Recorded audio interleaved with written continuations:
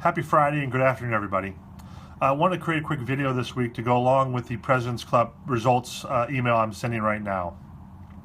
It's taken a while for us to making sure that we got all the criteria approved by Finance and Tim, to making sure we know everyone that could qualify for the trip, and I'll go over those here very shortly. But also, too, I want to walk everyone through the report detail.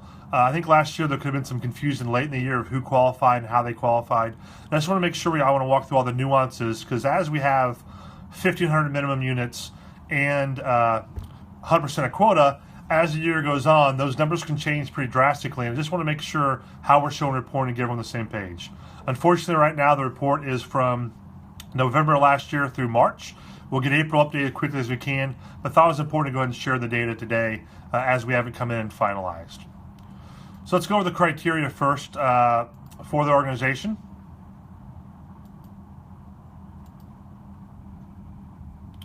So as you can see here, the criteria really hasn't changed for American Home Shield HSA. Don't worry about looking at it here on the video. You'll be able to see it with the detailed PDF that's attached. But it's the top 10 unit producers across the country. For each of the 4 divisions, it's the top 5 per division with quota closing percent, and the top 1 with year-over-year growth.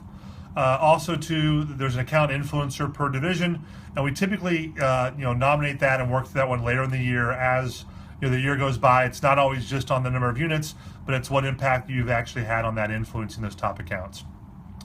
There's the top percent of quota closer for the telesales team in LaGrange, Georgia, and then it's the 4 RSDs, 1 per division, with the highest percent of closing.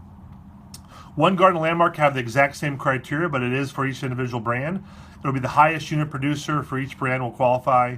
The 2 highest percent quota closing will also qualify, and the 1 that has the highest year-over-year unit growth will qualify for both those brands. I'm going to walk through an example here. This is the actual report, but once again, it's attached. But I just want to walk through a couple of the areas just to make sure. This big white area between a top of the list and a bottom list really highlight who's currently qualified for the trip and who's not qualified. This example, I want to kind of highlight some of the nuances. Rhonda's at 1,612, and Mary Ellen's at 1,659. But looking at where we are right now, that's very, very close. As Rhonda maybe starts performing, gets more units, she could move up very quickly in the monthly results. So this white line is meant to be really the kind of divider between who's qualified and who hasn't. However, I'm going to share the next screen, kind of where this nuance comes in about the 1,500 units and 100% quota. Jacqueline in the Northeast region right now sits outside of the top 5 because she only, in her quota, has 1,381 units.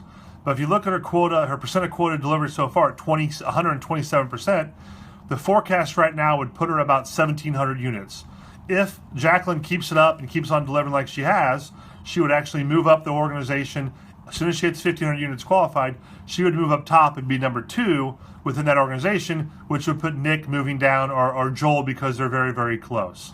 This happens across the board in each of these areas, so anyone that's above the white line is currently in the running to qualify based on the criteria. The ones below the white line are those that are kind of next up, have a really good chance. And the ones below the minimum of 1,500 units, 100% of quota, are really the ones that are kind of wild cards based upon what happens and how they deliver the rest of the year. You can see that Rick and Robert qualify over here, Jacqueline and Rick here. On the West Coast, we have quite a few with Holly, Kim, and Kaylee. So a lot going on here. Just want to make sure that's very clear as what's happening, because you could see some big changes as they start delivering more and more units in quota. Those areas start changing. So once again, I just really like to thank everyone for the hard work year to date. Sorry about how long it's taken us to get out here, but we want to make sure we had it right. If there is any questions, please reach out to your RSDs, your DVPs once you see it. I'm looking forward to a great year and hopefully a great time at the President's Club. As soon as we find out where we're going, we'll let you know. But as you can tell by the header in the announcement, it is definitely going to be a warm place that we can all celebrate. Thanks and have a great week.